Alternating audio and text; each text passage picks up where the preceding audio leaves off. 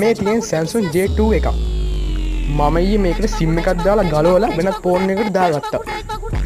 ඒත් දැන් වැඩේ කියන්නේ මේ ෆෝන් එකෙන් කෝල් ගන්න පුළුවන්. ඒකම SIM එකක් නැතුව. ඔන්න බලන්නකෝ මම බොරුද කියන්නේ කියලා. මම අන්තිම පිටිපස්සේ SIM එකක් පෙන්නනවා. මේ ෆෝන් එකට දාන්න පුළුවන් SIM දෙකයි. ඒ දෙකම හිස්. මම මෙතන වීඩියෝ කට් කරලා නැහැ. අනික J2 එකක බැටරිය අස්සට බැටරිය ඇතුලේ මේ SIM දාන්න බෑ. ඉන්න බලන්න මෙන්න මේකේ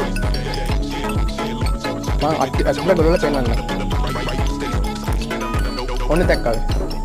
ඔතන විතරයි මේ J2 එකේ SIM දාන්න පුළුවන් බැටරිය අස්ස දාන්න බෑ.